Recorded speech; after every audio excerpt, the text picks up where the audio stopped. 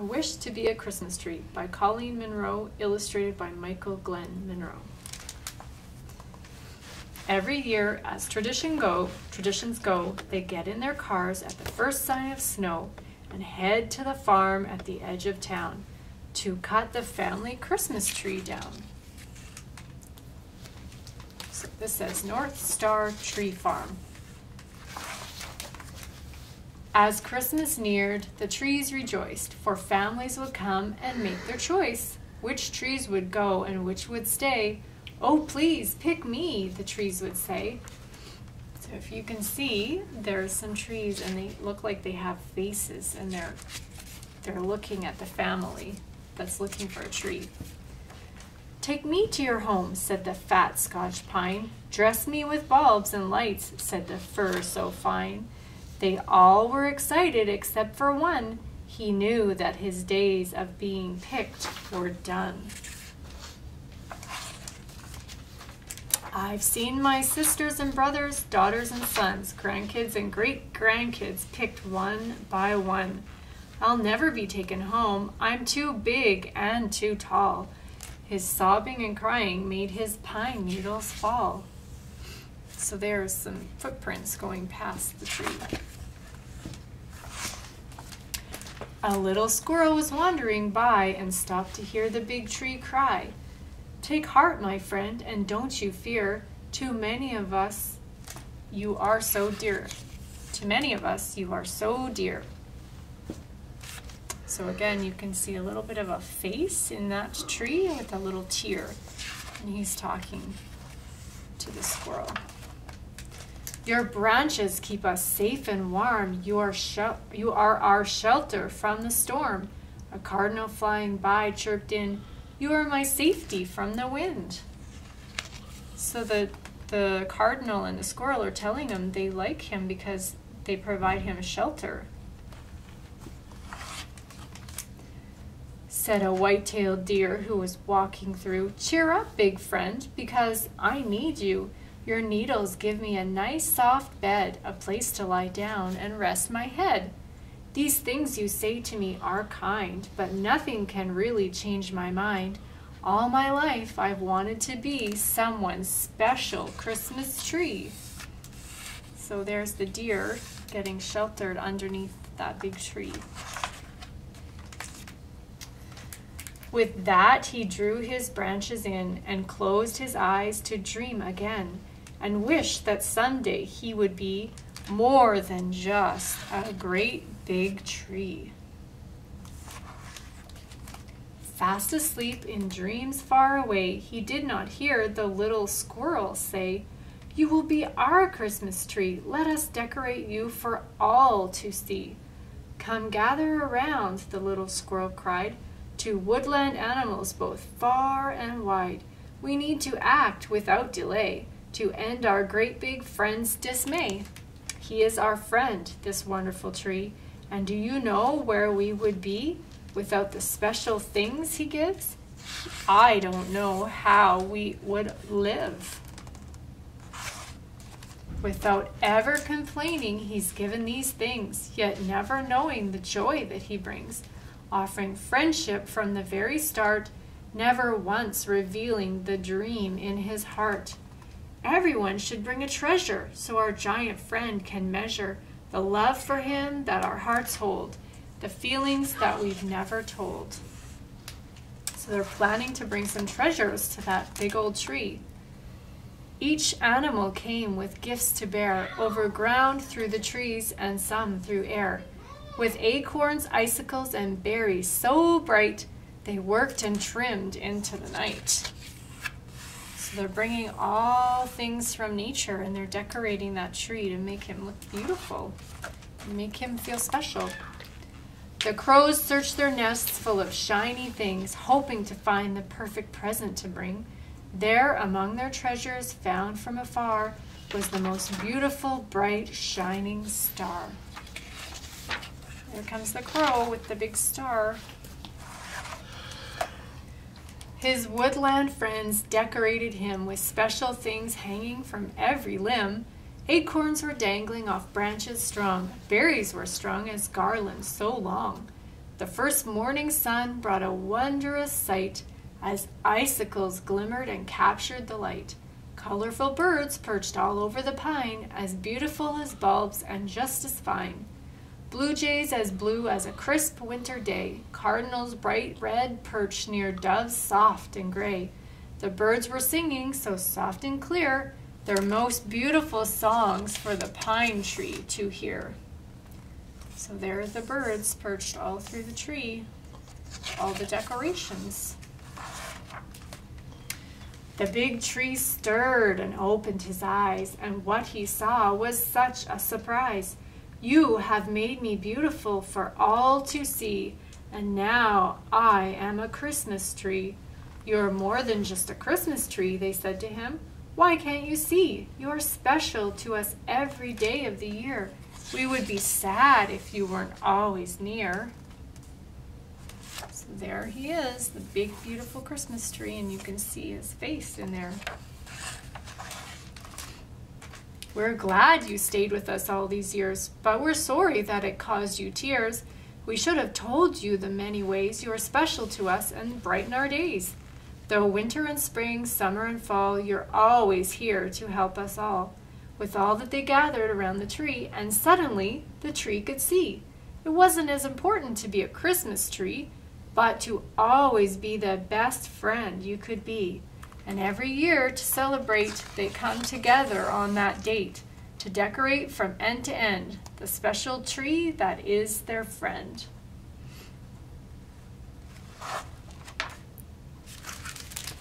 All right, so we are going to make our own special tree. So I'm starting with a piece of cardboard. So this is just some of the ones I used from cereal boxes, so you can see that. So just some sort of piece of cardboard or cardstock that's a little thicker that will make your shape. So what I do is I don't start with a template. I just take the corners and try to round the cardboard a little bit, and I bring them together so that it makes a bit of a triangle shape. So I'm sure you can probably find a template somewhere on the internet, but I just take and round it off like that. So I'm going to staple it together.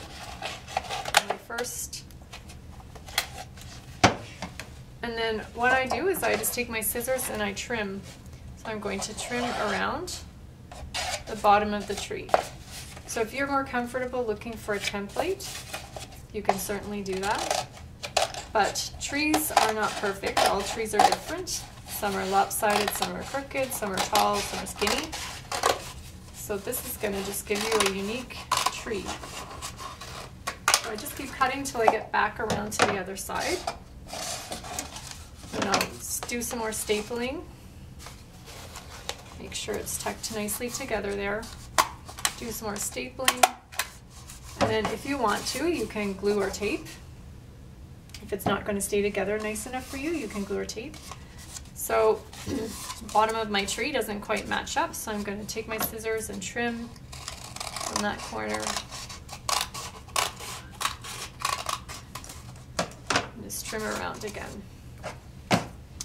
So once it's standing the way that you want it to stand on your table, then you need to start with some kind of string. So on my trees here, I've used some fluffy yarn to make a tree that looks like it's been snowed on. I've used some green yarn with some sprinkle in it. So we'll start with that, and I'm just going to show you how I got that started. So I think I'll use my smaller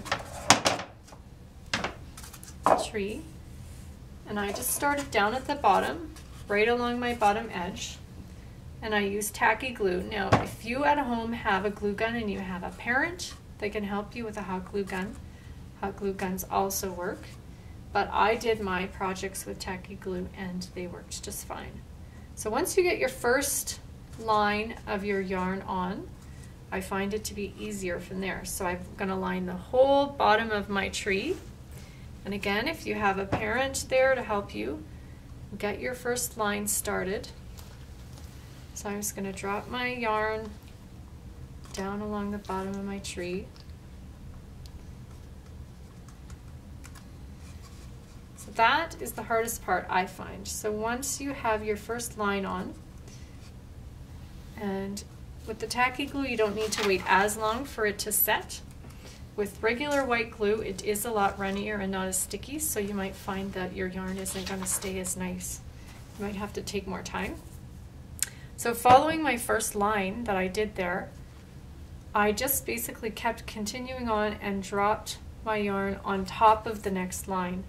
So I did not put glue extremely carefully. I just added glue all around my tree.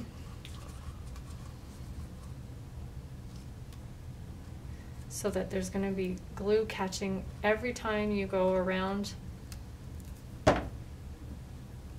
And I just carefully laid the yarn. And if it gets too far away from itself, then you just take your thumb and tuck it back down. So I just will continue to go around and around. And so I did this project with my kids, and I found that the fluffy yarn was easier for kids to wind around.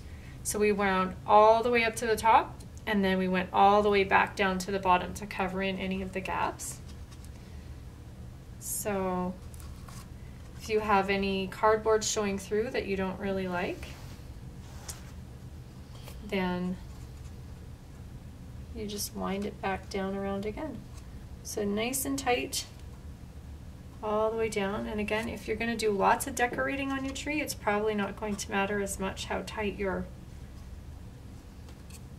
yarn is together.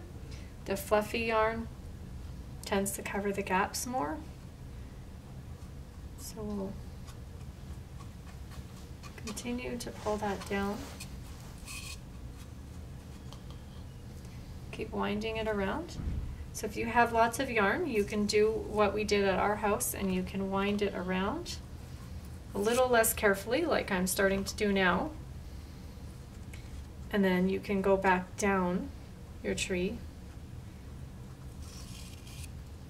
and do a second layer, which will allow you to fill in all your gaps.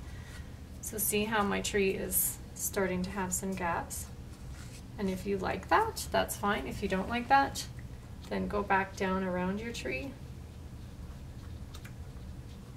and do another layer.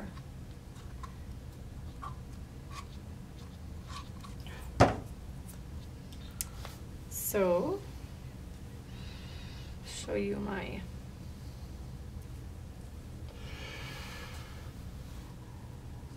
so if you have nice thick yarn, you'll be able to fill it in quickly. Great, so now I'm going to start going back down around the bottom again, to the bottom again.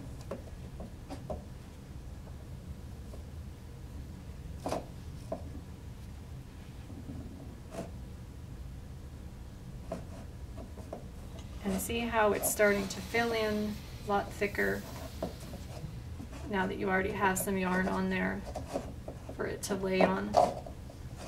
It will start to layer in quicker, fill in quicker.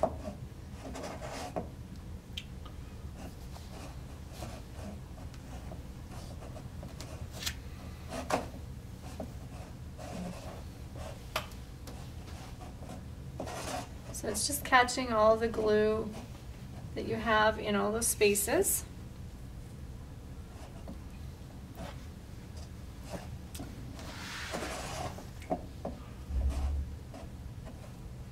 So something else that you could use if you don't have yarn at home is you could use ribbon. If you have thick ribbon at home, you can certainly use that to try to fill in your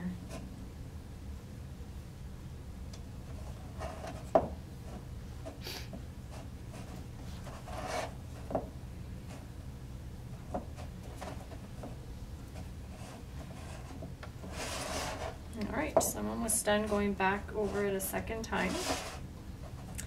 And you really only have to be doing it as much as you want till you're happy with your project.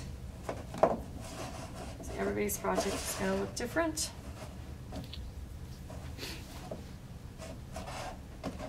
All right, so I'm just going to do one more row down around the bottom. And then I'm going to snip it so we can show you how we finished off our tree.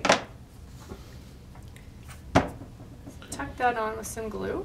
And there's the side of my tree. So if you're not happy with that, you add some more pieces. If you're happy with it, then I've decorated some of the trees with different things. So this one I think I'm going to decorate with these little colored puff balls that have some sparkle in them. So you just go around and add your glue, and remember your white glue dries clear, so you don't need to worry too much about pieces of glue being around your tree because it's just going to dry clear. So add your pom-poms however you like. This is the part I find that kids like the most, is gluing and adding their pom-poms on. So don't spend too much time getting frustrated with your wrapping of your yarn.